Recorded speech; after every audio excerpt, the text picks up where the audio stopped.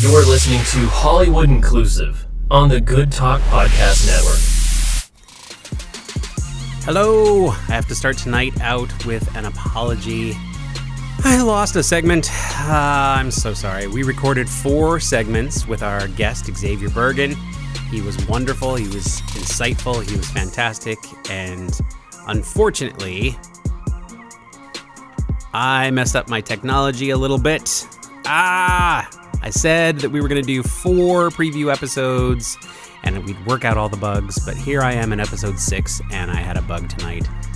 My apologies to you, my apologies to Xavier, my apologies to Kirk. But we did record 3 fantastic segments still.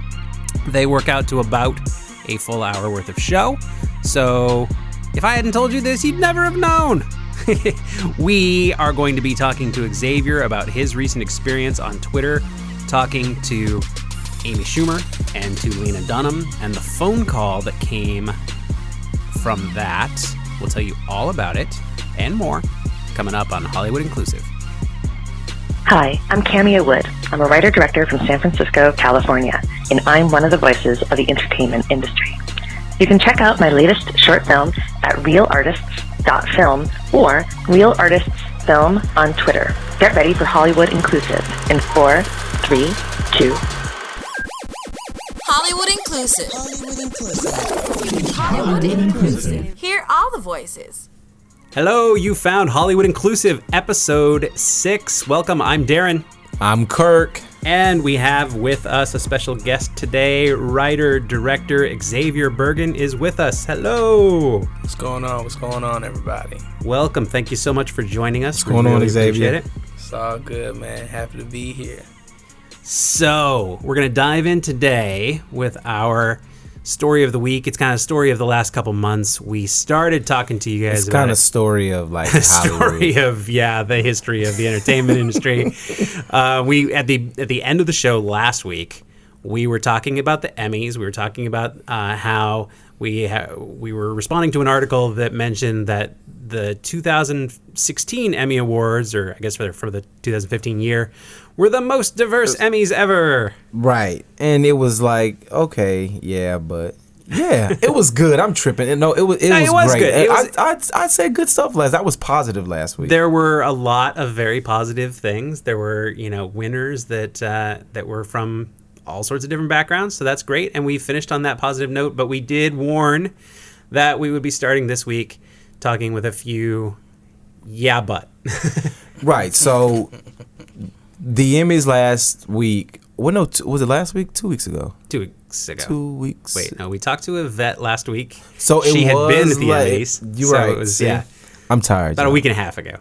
So yeah, well, yeah. So the Emmys happened, and people were actually, people were excited and pleased with the amount of with the people who won the awards and the diversity or whatever that was shown. Then you get this article, Darren, and what is it? Yeah, so it's well, there's a couple of different studies that we're going to talk about. One comes out of the USC Annenberg School for Communication and Journalism, and the headline reads, "Hollywood Equality, All Talk, Little Action."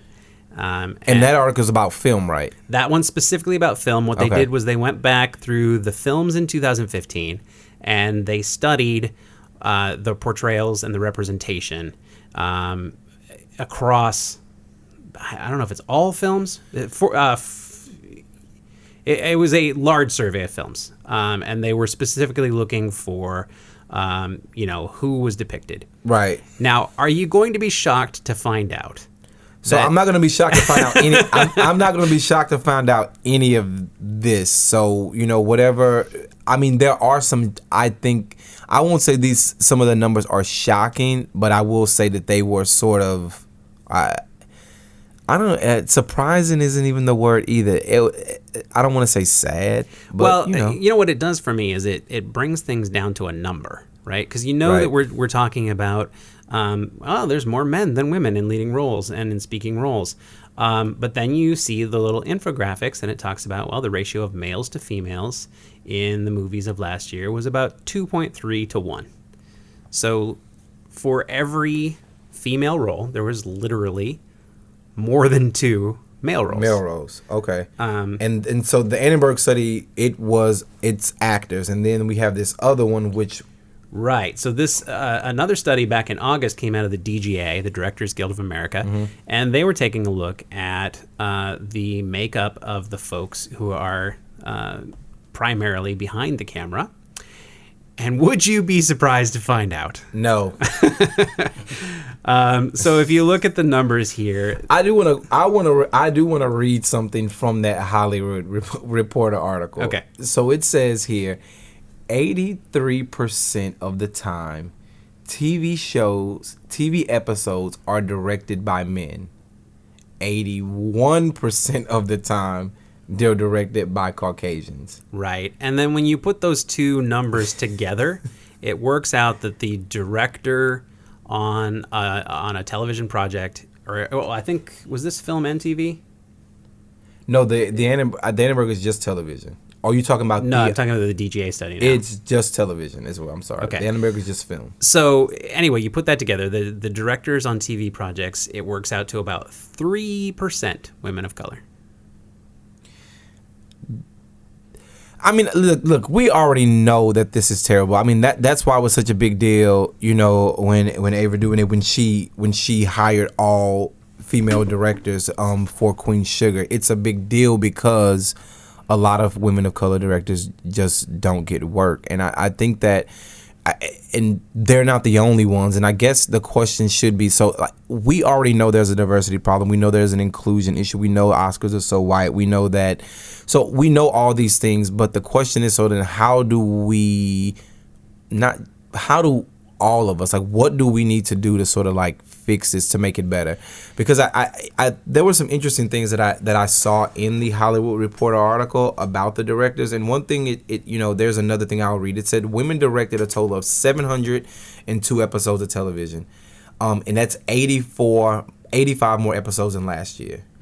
And then ethnic minorities directed 783 episodes of television, and that's 89 more than the previous season. So it is getting better. It's moving slowly. So I guess, I mean, the question is, like, what does it take for, like, what do we need to do to get better? Like, who, not necessarily who's at fault, but who needs to do the work and how should it be done? Right. And yeah, so that was going to be our approach on this, is to examine kind of what we think is the way to make it better, and the things that are being done to make things better right now, in response to the Oscars So White movement, I guess you want to call it, from earlier this year. There was then the Academy did respond by, as they were inviting new folks into the Academy, they made sure that they had, I think it was roughly double the number of people that they invited, and as they were, opening up the membership further, they went out of their way to make sure that, whether for publicity or for the right reason, they made sure that they were including more people of color and more women than they had traditionally. Right. Now the question becomes: is it enough? Is that even going to tip the scales a little bit in terms of how many people go see Straight Outta Compton when it's a possible nominee? I don't know. Well, I mean, go ahead, Xavier. I mean, one of the things I think that comes into the whole problem with what the Academy is doing is that you have this this overwhelming number, where it's a majority of Caucasian white people and then a majority of men.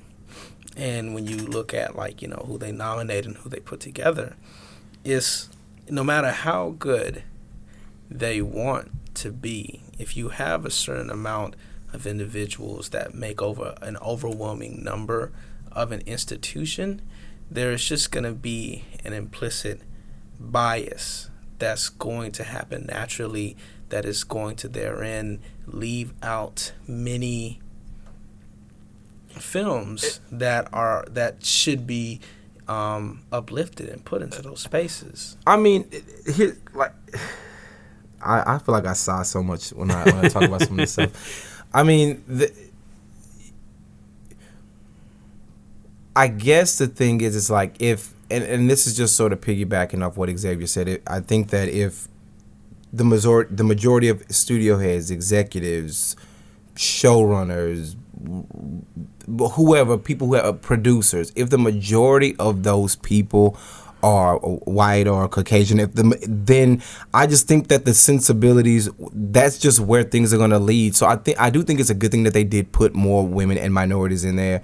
Just again, we won't know if it's going to work until we see. And again, but then like I said, I mean, if you like I follow like a lot of different like what do they call like awards predictors and stuff like that, and you just see like a lot of it has to do with the amount of money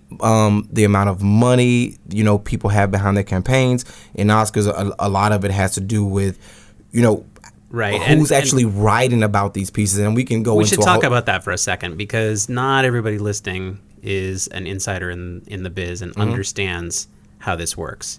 But the fact of the matter is, I'm still trying to understand how this works. Well, the point is, if you're the kind of person who lives, out of this town, and you like to go to the movies, you like to watch TV, and then you like to see who the industry chooses to reward at the end of that, and you think that that's a straight up meritocracy in which talent is rewarded, then you're wrong. You are completely wrong. You're wrong. You're wrong. I mean, you want to think that the best stuff wins, but and there's enough of the fact that like good things do win that is one of the factors that goes into who wins awards. But there's also, as Kirk was hinting, money, and it takes place in many forms. For example, if you live in town, there's billboards all over saying "for your consideration." Yep. where the producers of shows and movies will literally take out an entire billboard and put it on the commute path of the people who vote. So you've got that extra reminder of like, oh yeah, that movie. I've been meaning to see that movie. Right, but I think that we're talking like we're getting kind of specifically on Oscars, and I want to kind of pull back a little bit and then just talk about like, all right. Well, and I'll throw in one more thought. Okay. Because you say specifically Oscars. If anybody wants to understand more about how the awards work, look up the Golden Globes and how they work. That's another story for another day. So back to the studies and back to affecting change. Yeah, I mean, I think that listen, I got my start in a, I don't know what they call them now, because I don't think they call them diversity programs anymore, because they want to sort of get away from that. So I was in Writers on the Verge, which is technically a diversity program for writers. So I mean, there are diversity mentoring programs out there. I mean, I guess the question is like, what all needs to be done? And film and television, they're different. So I think they're different things that need to be done. But here's the one thing I saw, and this is just based on we're talking about numbers. And I think that when talking about inclusion or diversity or whatever you want to talk about, I think we have to, even though we're talking about numbers and facts, like we shouldn't treat this like a quota. You know what I'm saying? Because I think that's part of it. I think that whether it's executives, studios, I think even when we talk about it, sometimes we talk about it in terms of just numbers. And you got to think like diversity is not just, I want to have 30% black writers, 45% women, this amount of Latino. I think that we have to get away from the numbers and say, well, all right, the job of film and television is to tell cool stories, interesting stories that people don't know about. So then how about we, as opposed to saying I need 15% of this, 35% of this, let's just say who has the most interesting fucking stories? Like who, like where are these people at? And we talk about this all the time, Darren, when we would be in our writers group. Is like there are different ways to make, not necessarily to make yourself diverse, but your diversity can be anything, and that's a good and bad thing when you're thinking about like these programs and things like that. Because can I add something to that? Okay.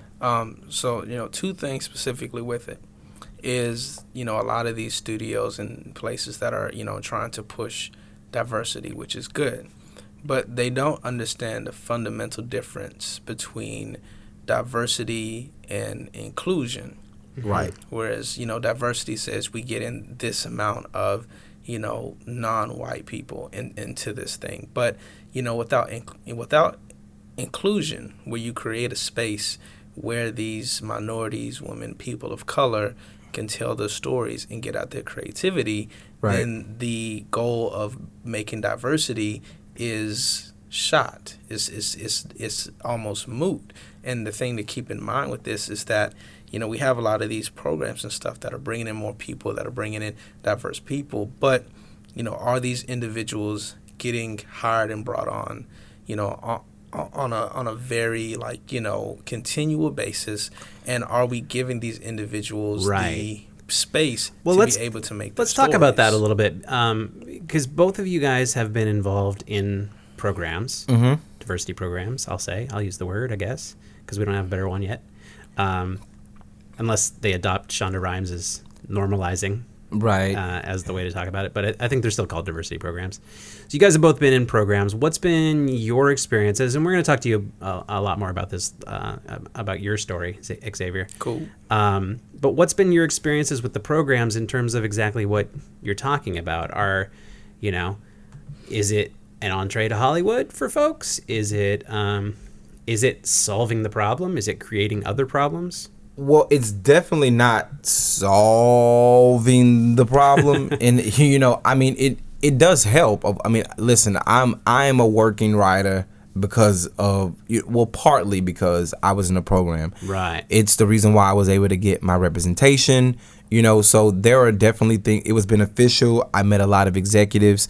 So there are definite benefits to it, and I think that the fear, and I won't say this is a fear, I think that there is sort of a stigma on these programs in the thing that, they are the diversity people, so they're not quite like real writers. You know what I'm saying? So there's a level of respect, and there's a level of, people sort of question your talent that you wouldn't necessarily get if you were just hired straight on, I think. And so I think that there's it's a kind of like a two-way thing, where as the writer is saying, okay, I know I'm going in here you get that. It's sort of like the thing, you get the diversity stamp, and then it's the other way around. The showrunner or the executive, they know that about you. I mean, I would love it that if it was just that once you were in the program and once you got out, they did not know that you were a diversity writer and you're just going out to get a job. I think that it would just help, maybe in longevity, maybe in the way that you're treated in the office. Because I have never experienced this, but I have heard stories of people who say, they have been treated differently because they are the diversity writer. I think the reason why that's brought up and probably individuals speak on it is because within the industry right now, we still have one big, very fundamental problem when it comes to diversity. Too many individuals within the industry equate diversity to equaling less talented. They see more often than not, they see diversity and they automatically assume that it's not going to be good. I have heard that. I have heard that from several people. Again, I don't think that has not. Well, I don't know what my agents deal with, so who knows what they're saying that I don't know about. But I feel like there is a certain thing where it's like, you didn't get in the regular way, so you had to get in through a program, so you're maybe not as good as the other writers. But there is no regular way. Well, but that's the thing. But I think that this stupid town. Show me where the door is. But that's the thing. This town, this is also a town that thinks it's a meritocracy, and it's not. You know what I'm saying? Seriously, I really, really do. You know what I'm saying? So it's like there is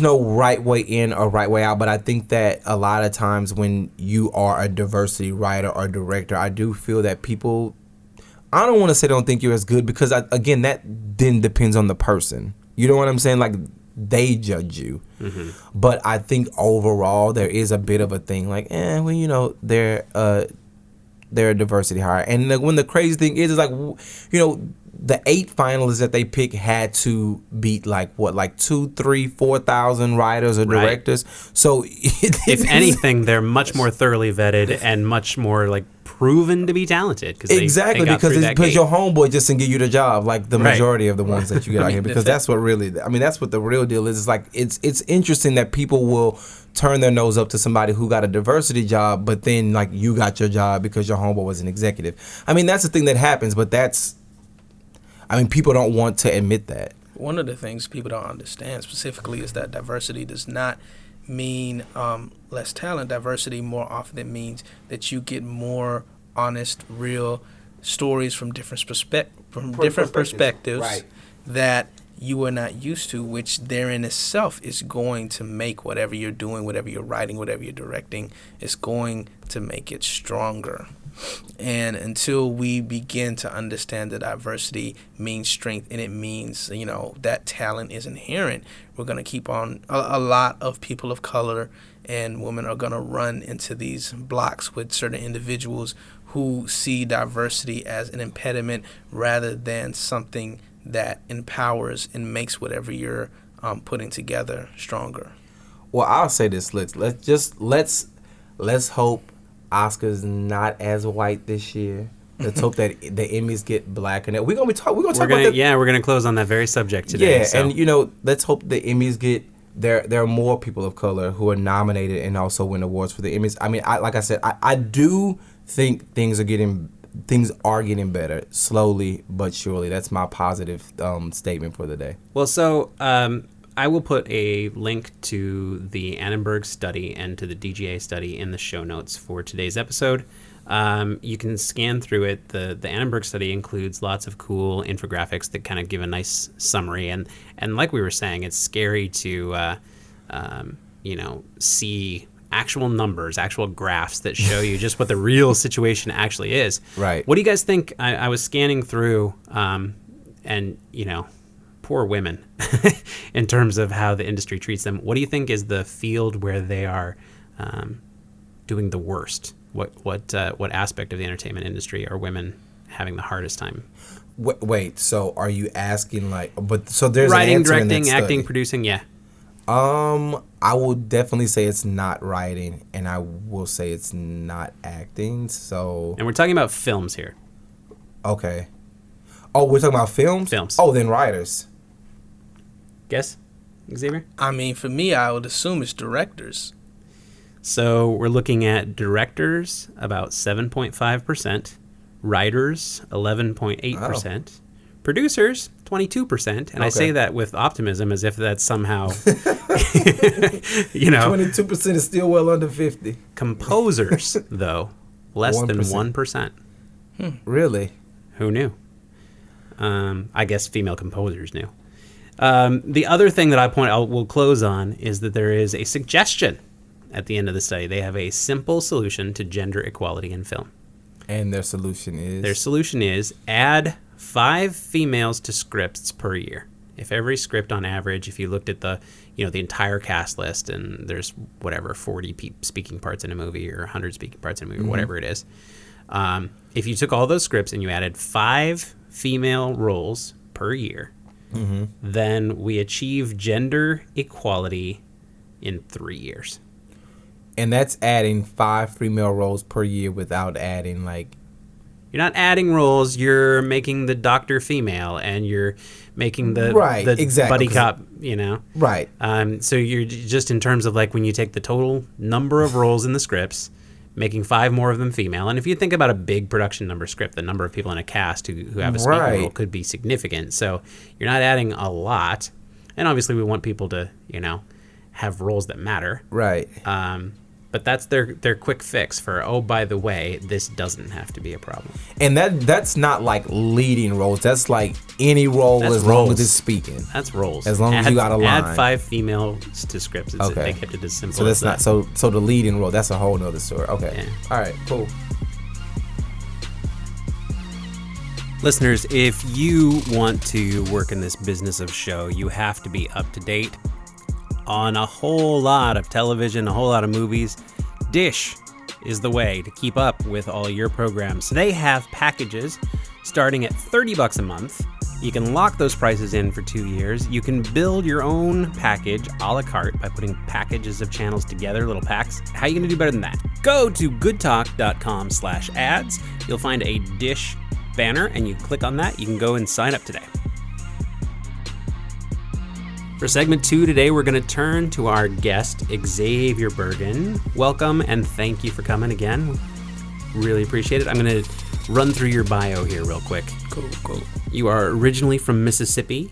You attended the University of Alabama and then came to USC's School of Cinematic Arts to get your master's in TV and film production. You are a writer and director of short films, and your work has been selected as a finalist in the American Black Film Festival's HBO Short Film Competition, and you made a semifinals for the Student Academy Award, whatever that is, never heard of it. And you made this year's Ryan Murphy Half Foundation program, the mentorship program. So very impressive stuff. Nice resume. And you're known for your long-form Twitter stories, which I really let's just get into this. Let's just do this. Okay, so I know you from Sassy Batman. Like that's what I knew you from.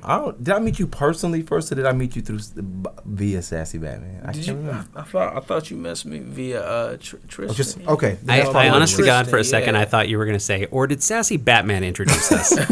So this is, I guess. So listen, you are really, you're really well known for your Twitter stories, and we'll probably come back to some of your earlier stuff, but I really want to just start talking about this. It's like how, why, what made you do it? Why do you continue to do it? Oh, beautiful. Yeah, I can definitely get into that. So I'm sitting here. It's, a few months ago. I'm, 1 month away from getting out of grad school.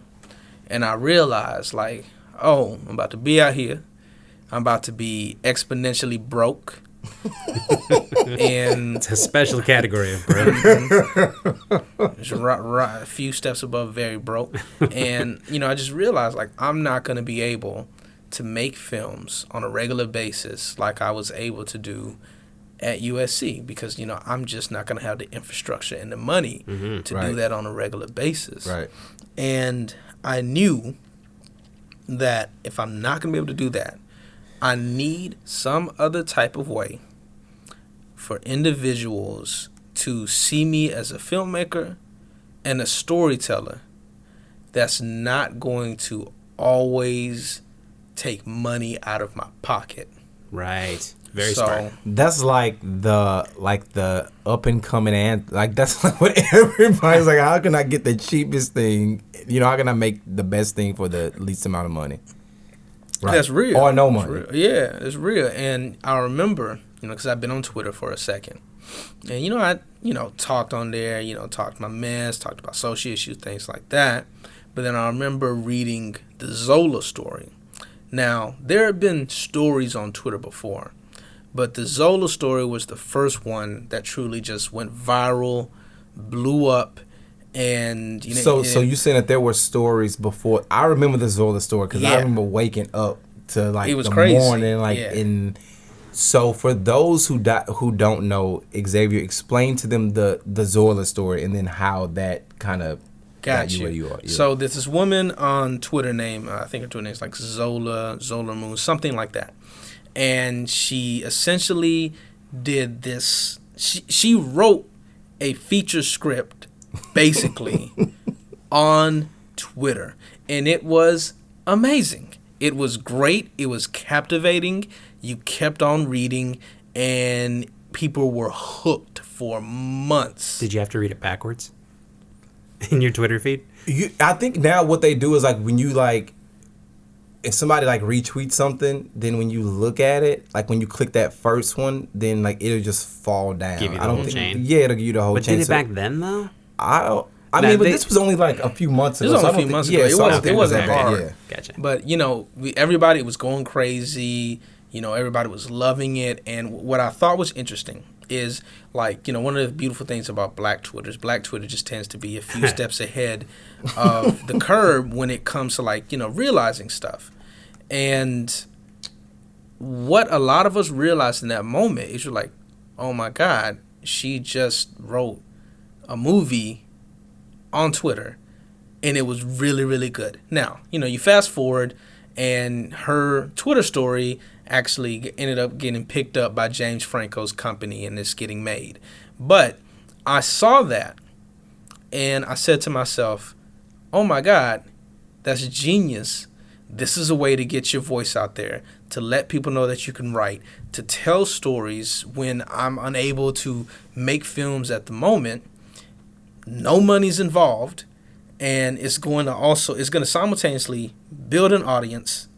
Right. And the beautiful thing about Twitter is folks are going to be like, man, I love this, or they're going to be like, I hate this shit, I want to kill you. It's never it's no in between. It's one or the other.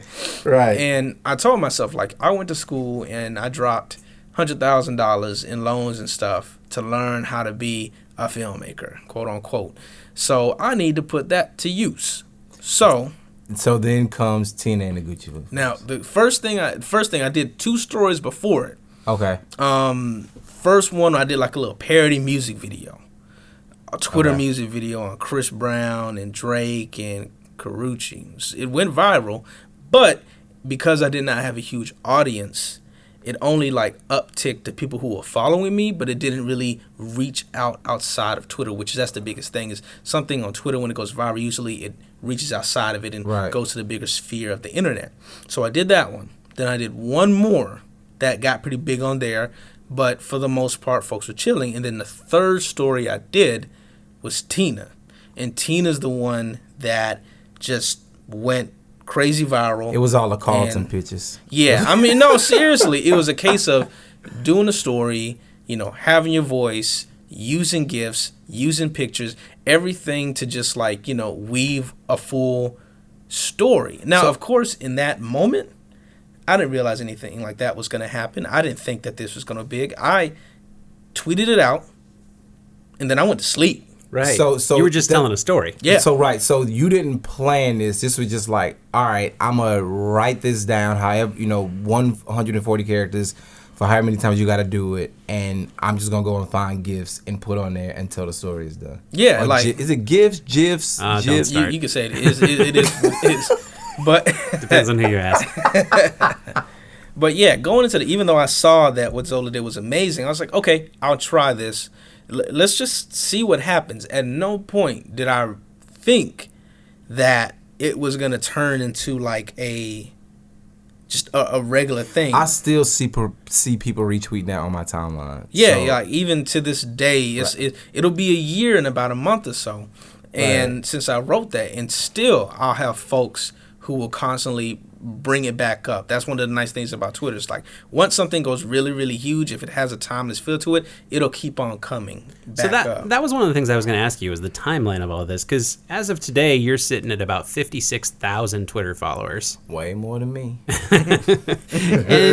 and you've been featured in Huffington Post. Their quote was, "Many people try to tell hilarious stories on Twitter, but few are able to gain both viral recognition and the interactive fan base from these stories." I mean, this is a major news source that chose to write an article about your tweets, you specifically. Do you think part of the thing is that your following just sort of continues to grow, so that's why people are paying more attention to you? Or do you? Because I remember when you started out, you remember we used to do the relationship videos. Mm-hmm. You used to ask about the relationships. So when I think about that, and then I think about where you are now, it's like, what was the what was the transition? Because you were in school, so you were like probably maybe a sophomore at the time. At SC. So you were in the grad program. Yeah. So you were like a first year. When I was doing that, like a first, second year. Right. So I guess my thing is, and this is not a TV or film thing, but I think it's a good thing just to talk about in general, about sort of building your brand and building your audience. I mean, like, what do you think you did that got you to that got you to 56,000 followers? Just kind of like, and I mean that more so not in like a strategic way, just like, what do you think? What was some just sort of like the basic things that you did? Yeah, Or not what to do you get do? hung up on it, but the time frame too, right? So like you said, Tina was about a year ago. Do you have a sense of like ballpark how many followers you had when that went viral? So around the time that Tina went viral, I might have had like maybe 8,000, 9,000 Okay, followers. wow. So in Tina, quite literally jumped. I went to sleep, came back the next day, and then it jumped up from like 9,000 to about 25,000 overnight. Just Really? off of So one story and you're suddenly followed by that many more people. Yeah, seriously. I mean, it's Because I was about to say like, damn, you've earned like nearly 50,000 followers in a year, but you're like, no. I earned 20,000 followers in a night. What are you talking about? Right? I mean, yeah. What was interesting, and I also talk about what you were saying. Right. Is it was like, of course, what ended up happening was, Tina went viral. It went crazy. Folks started following me. Now the whole thing is beyond the just writing comedy and writing on there. I was talking about social issues. I was like, just throwing out jokes, just being a regular person on Twitter as well. And folks were like interacting a lot with me, There with that as well. Okay. as well. Right. So, what I found, because one of the things I think is important with Twitter and with building an audience is not just having huge followers, but having an audience that is very interactive, that wants to talk to you, Right. that wants to see your stuff, that wants to engage with you as much as possible. So I would get many, many individuals that would come to me for the stories, like, because I've done about 28 of them now. And after I get done with the story, I'll go back to what I'm talking about, which is usually about social issues or cracking jokes about stuff. And I'm like, gotcha. You got to listen to everything else, too. You're going to listen to my stories. You're going to listen to what I have to say about societal issues and everything else I want to talk about. So there would be like this huge uptick, then a big drop off, like, oh, I don't want to. It's like folks being like, I don't want to listen to that type of stuff. I don't want to hear about black people problems. But the individuals that stayed would be folks who not only enjoyed the stories, Right. but enjoy the commentary and the person Right. that so I was. they match your Like- personal brand all the way around. Right. So and this is not to call everybody. The fan is a bad word, but like people who actually appreciate your work and then also who you are as a person. Yeah. Right. Like, I don't think, like, when I think about my followers, I don't think fans so much as I Right. think that individuals who appreciate who I am and what I'm talking about. Right. Like, it's not like I don't have rabbit folks come to me, oh my God, you're this so and so. I have folks, if they do know who I am, they're like, oh man, you did the Tina and stuff, and then they'll start talking to me about something that I was probably talking about that day that they read. And that's what matters to me more than anything else, is that they are constantly listening because they want to hear my perspective on what I'll say. And what I can really push out to any filmmaker to say is like, a lot of filmmakers, they'll make a great film, they'll make something dope, or they'll write something and they take it to a festival. Maybe it does well, maybe it doesn't. They do a few of those. Then by the time it's done, well, what do you do with the next? Like, what have you put out there? Unless you've had some amazing break where someone gives you your next thing, which is what we're all trying to do, Right. then you have no other space or place to give that or put out your stuff.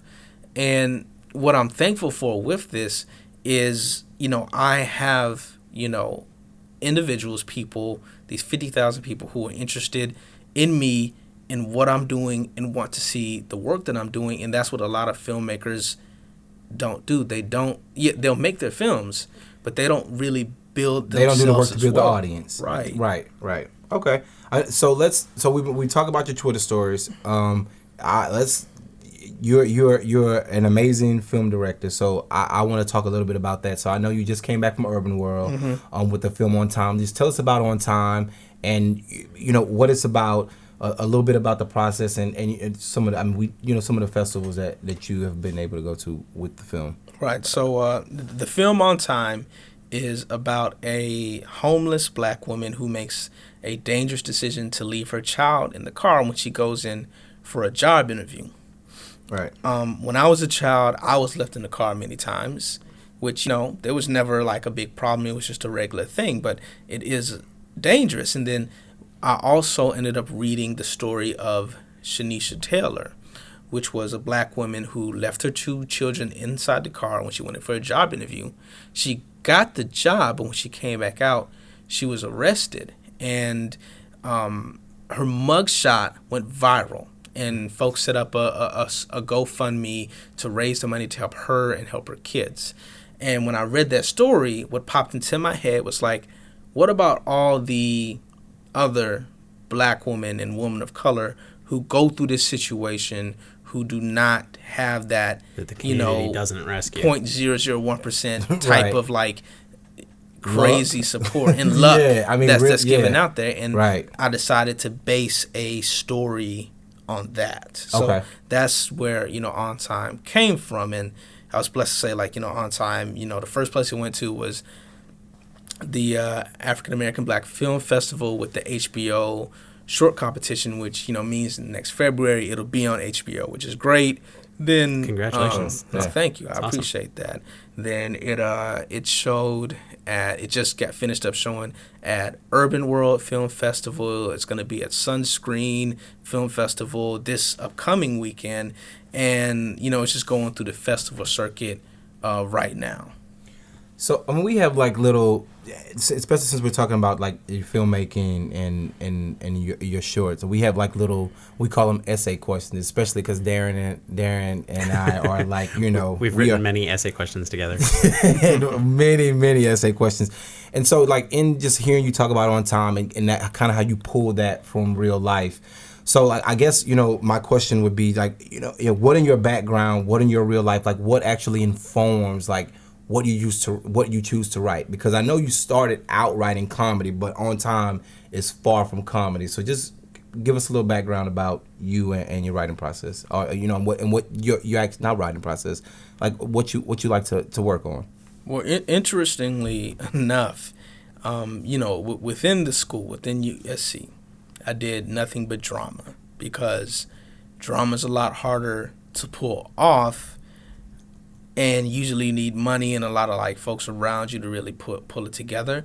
Whereas outside of, the school, I did nothing but comedy, because, at the end of the day, I don't give a damn how it looks or how it's lit. If it's funny, I'm going to watch it. I don't care what it's shot on. It could be an iPhone. If it's hilarious, I'm with it. And I'll watch that first. So, I automatically was telling myself that, I don't want to be pigeonholed into any certain category of what I am or what I can do. So I said, like, I have to be making and, writing and directing stuff that's just, from every different spectrum. So I know that I'm able to do it, because you don't know if you can do it if you don't try, and you need to try and you need to fail, and you'll succeed, multiple times, but that's the only way that you're going to get better. And the reason why I have both of these things is like, I remember the first story I wrote, I was like 6, and I remember seeing this dog that my neighbors had, who would always get out, so they chained it up in the back. And I remember going out one day, seeing the dog on top of his dog house, still chained up. And it was one of the dogs that's able to like jump straight on both his legs and go straight up. So we can, jump over a smaller fence easily. So it jumped over the fence and got over, but the chain was still hooked on. So it, zipped up, and the dog was just, over the fence, like choking. Wow. And I remember as a kid, I ran out, flipped open my gate. This is like, country Mississippi, so it's acres from the front of the house to the back, and I'm running back there, and I like flip open the back gate, get to the dog, and I'm trying to get the chain off, but at that point I'm too short to be able to reach it. So I saw that dog just go limp right in front of me. And I remember when that happened, I told my dad, can I bear the dog, and can you give me something to write this on? She gave me like a little piece of paper and a pencil. And that was my first story. That's what I wrote. And so that for me is when I knew, like, okay, I'm a storyteller. But at 6 years old, I didn't know no better. I just know I needed to write something out, because I was traumatized. And then on the other side, like with the family and stuff, the black family, you ain't getting nothing but jokes. with us. Right. So the family reunion comes around, everybody's talking that mess, and you just take that in as a kid, and you got to be able to throw out some of them jokes yourself, or you gonna catch hell. So it was these two dynamics that kind of brought me together and made me realize, as I got older and I came to understand that film is what I want to do. I also knew that to understand drama, I need to know comedy. To understand comedy, I need to know drama, and I needed to be able to interweave and mix and be able to jump through all of those to be as strong a director as I can. I mean, I would actually if you had to choose one, but I won't. So you ain't got to worry about it. And that's okay because you don't. So. Wait a minute. But before we end this, I do have you talked about people starting mess. So I do want to get into a little bit of mess. So you had a little thing with Lena Dunham and Amy Schumer a couple weeks ago. I'll let you. You know what? I'm gonna set it up. Listen. So Lena Dunham went to the Met. It was a Met Gala, right? Mm-hmm. Lena Dunham went to the Met Gala, and this is a little bit of old news, but I'll catch you up. So Lena Dunham went to the Met Gala, and I guess she sat by Odell Beckham Jr. and he didn't notice her. And yeah, they were sitting across from each other, and across. And she says basically you put your head back into your phone. I mean, she basically made this is so terrible. So she basically made up a story in her head about what she thought he felt about her. I mean, that's kind of what she did. Right. Yeah, she projected onto him the idea that he found her sexually unattractive and therefore he didn't want to talk to her. Because she had on the tuxedo. Right. And that she chose to wear. She later says that, it was her body image, but anyway, etc. So anyway, Xavier, how the hell did you get involved in this? So crazy how things work out. So I'm just on Twitter. I hear about the whole story that happened, between Lena and Odell, and the sit down she had with Amy in the magazine. And like everybody else on the timeline at that point, I was just throwing out jokes, come on, man, this is messed up. You can't be thinking about what this dude. You can't say what this dude is thinking, especially when it comes to implication of black men and white women. That's very dangerous. And I ended up, Amy tweeted something. I was like, Amy, that's not cool. So wait. So Amy Schumer tweeted something. And she tweet. I don't remember exactly what it was, but she tweeted a joke that was a little crass. She later said that she doesn't have full control over her account. It's more than other people on it. So she apologized for it, and I was like, okay, fine. If that wasn't you, I can't really come at you crazy for this. It wasn't necessarily her joke, right? So, again, I cannot. Again, I don't know. But all I did know is right after that happened, she said, me, you, and Lena should talk. Right. And I was like, oh, huh? What? And then Lena tweeted back, I'm in. Right? Yeah. And then, I was like, all right, cool. You know what? What can it hurt? Let me see what they're saying. And then, because I was thinking to myself, it's not gonna happen. It is what it is. Right. Talk, speak on there, and then it's over. But no. I ended up the next day in the morning talking to both of them about the situation. So okay. So let me ask you this. So what? I'm sure you're probably gonna say this, but what was the talk sort of directed at? Why they said it, or why they shouldn't shouldn't have said the things they said, or a better way, what happened? Let's take one step back, because we definitely want to hear that. But then, first of all, did you Skype? Did you get on the phone? Did you? Oh, well, yeah, that meet at Starbucks or Denny's or?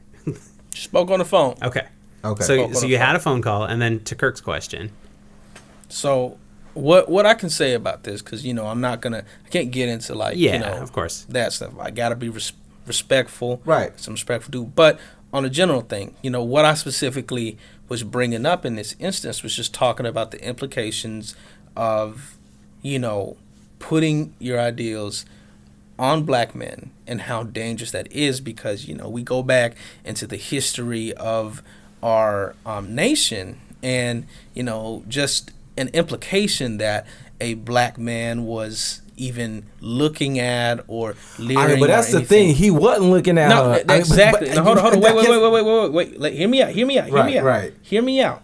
I was saying that even putting anything like that onto a black man is, based on historical implications, is wrong. You can't dangerous. do that. That's dangerous. Right. And that was my big thing to say, that I was, essentially getting across with that. And so without you saying what they said verbatim, I guess, what was the outcome? That's the best way to say it. I think the outcome, honestly, to be real with you, I don't know the outcome yet. Because at this point, because, what happened with this is, when I had this conversation, literally it was a split-second decision to say, yes, let's talk. And then I realized, like, oh, shit, I'm about to catch hell for this. Because there's so many intersections to it. Right. And I did catch hell, which is understandable. It's understandable when we talk about, like, the fact that it's to hear me out. But you haven't. I'm going to cut you off for 1 second, because I guess I want to. You said you caught hell. I'm from who? Oh, so essentially for that, with this conversation. Okay, right. So we take it back. And the whole thing that's always been a problem for both of them is not listening to women of color, and then specifically black women. So, black women bring up problems that they've talked about, and then either, they're not listened to or they're blocked. So we have this happen, and even though it was specifically a black male issue with Odell, they still were willing to speak to me that even though I'm still black, I'm still a man. And for many people, that is a very, very blatant example of misogynoir. Oh, right. So, okay, never mind. Forget it. Well, so you were going into this conversation, and Lena Dunham tweeted what she tweeted, and really, we should say the whole internet jumped on her for that, right? Because especially without getting more detailed, it was only a tweet, right? It came across as, "How dare you not be into me?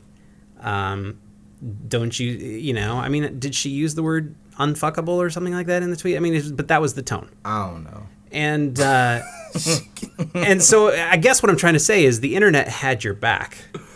But you're saying you were catching hell afterwards. Was that from people on the internet saying, "Hey, how come you get to talk to them?" Or now here's the thing: there are folks that spoke to me about this, like, afterwards, because after I had to talk, I opened it up and I said, like, in general, folks that follow me, we need to talk about this. About what happened. And there are legitimate critiques, like what I was saying with misogynoir, and them being willing to listen to me as a man over the many black women and women of color that have spoke to them. And then there were individuals who were just trolls. The best way, that were very mad. That were mad that I even had this conversation at all. At all in the first place. Like, I was in there, I got called. I got called a token brother. Someone said I betrayed the black race. Someone called me stooge. Like, it was a lot. It was a lot of stuff like that. And I realized in that situation, not everybody is going to be satisfied. It's not possible. Right. I mean, but the thing, at the end of the day, your intention was, you were trying to do something positive. So yes. That's all that matters. Yeah. At the end of the day. Yeah. I think the thing we got to keep in mind is it is not my obligation to teach anybody. Right. But at the same time, if I choose to teach or to help someone, that is still my choice, and it is fine. And all I can say now is, now that I have imparted some wisdom to both, all I can do now is wait and see what'll happen next, Right. and whether or not what I gave to them is something that they'll keep or not. Which goes back to the to what you said before. Is like, what are the results? Well, I don't know the results yet. I have to wait and see what's going to happen from this point forward as to whether or not what I said made a difference. And I hope it did. Right on. You know what? We're going to end on making a difference, y'all.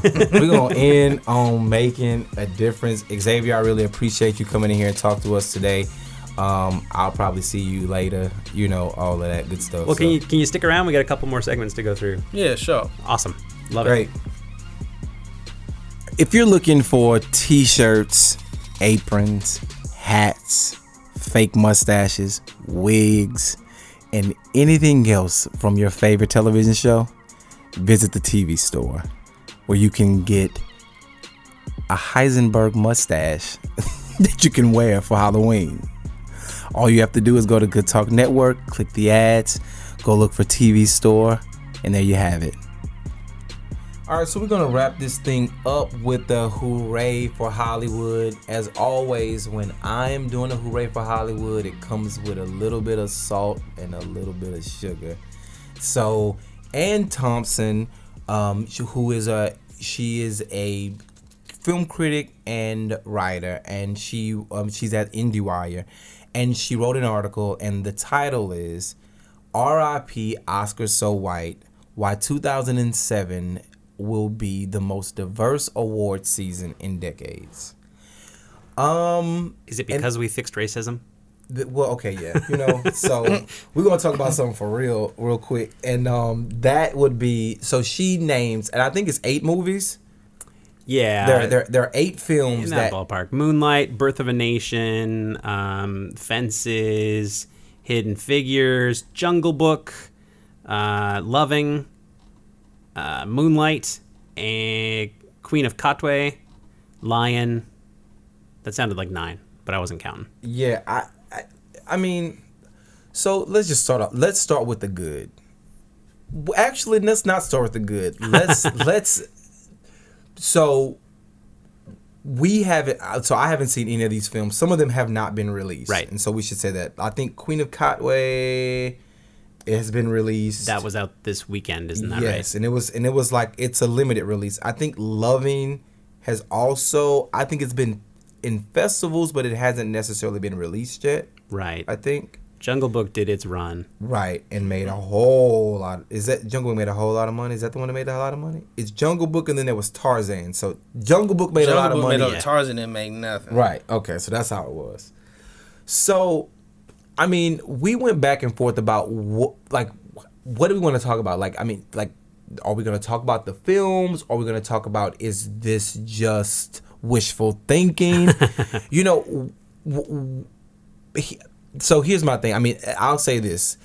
I mean, I don't like R.I.P. Oscar So White just like as a title, because if it ended with a question mark, right, then I would have been good with it. Right. But because it didn't end with a question mark, I think that's where my problem starts. She does sort of with that headline, essentially. And in fairness, journalists don't always get to write their headlines in today's world. Right. But here's a bunch of good movies. Problem solved is sort of what it puts forward. You guys believe it? Well, I mean, there's nothing to believe. I mean, the problem won't be solved if 9 films get unless all 9 films are the actual 9 nominated. Because you can nominate, it's what, 7 to 5 to 10 now. It's 5 to 10 in 5 the to Best 10. Picture category, right? But it's still 5 in I think in all the other categories. Yeah. Exactly. So unless all of these films are nominated, then no. And of course, one they have to be. Well, I guess they don't have to be good. But as we were talking about awards up top, right? I mean, so let's go back a second and talk about Oscars So White. So the last year, the last 2 years. Mm-hmm. So Oscars. It was bad the year before. Yes, but then this year was the year where there were was it 0 people of color in either actor or actress? Yes. Right. And was that true of supporting as well, or just the top categories? Wait, who won the Oscar this year? Oh, we're gonna have to. I'd love to ask that because nobody ever knows. No one Which shows you something. ever knows who won the Oscar. I can't even think of what was nominated. So The Revenant was nominated. Right. Spotlight, It was Leo. Spotlight. It was Leo because it was a big deal that he never won. I mean, and it was Spotlight. Duh. Yeah. You know. So that's what kind of caused that reaction. It had been bad the year before, and then this year in particular, actor in a leading role. The nominees were Bryan Cranston, Matt Damon, Leonardo DiCaprio, Michael Fassbender, Eddie Redmayne, actress Cate Blanchett, Brie Larson, Jennifer Lawrence, Charlotte Rampling, Saoirse Ronan. So, Right. So not just only white people, but really white people. I mean, look. I would love for some of these films to get in. But again, I haven't seen them, so I can't pass judgment on. I'm sure Ann Thompson has probably seen some of these films. They get the screeners early. They get to go to festivals and all that. So they've probably seen. So I think that part of her assessment is also probably the fact that she does have some sort of insight into some of these films. So because Oscars is about campaigning, it's about money, it's about those things. She's also considering the politics, right? She's looking at Right. fences and she's like, okay, Viola Davis and Denzel Washington, those are some shoe-ins. Right. Unless they somehow Right. really I just mess saw up. the trailer like 2 days ago. The trailer is great. Have you ever seen the play? I haven't, not live now. So the trailer for Fences is essentially just the monologue in a play, and Right. it's just they just let it play, and it was so great. And then Viola Davis comes in like the last 10 seconds of the trailer with a nose full of tears and snot, and just rips your heart out. And I mean, I can't wait to see it, and I hope it's great. They were both on Broadway together. They did Fences on Broadway together as well. So they've been doing this, for a while. And so I'm excited. Here's the thing. I'll say this is Hooray for Hollywood just because I'm happy that there are multiple films, and from independent to actually studio films, that can be considered for nominations. Right. And but see, the thing is, and this is where I'm like, this is where I agree with you that it needs to be a question mark at the end of the title, because there were choices last year, right? And she calls out some of them. Beast of No Nation, Straight Outta Compton, Concussion, Creed were all stories that, Right. could have had Right. contenders. And Beast of No Nation to me is one of the best. It was one of the best directed movies of last year. I mean, really just good. like hands down. And Now, again, that was Netflix. it was Netflix, but and it then was they their- did a theatrical release first, and just I to think kind of that- make sure they right. were. I think they're still trying to. I mean, I think it's just sort of the thing with a lot of these these digital outlets. They still have to sort of figure out, because with Oscars you have to campaign. So Right. there's typically you have screeners and you invite people. Or the screeners are sent out and people watch them at home, or they have Academy screenings.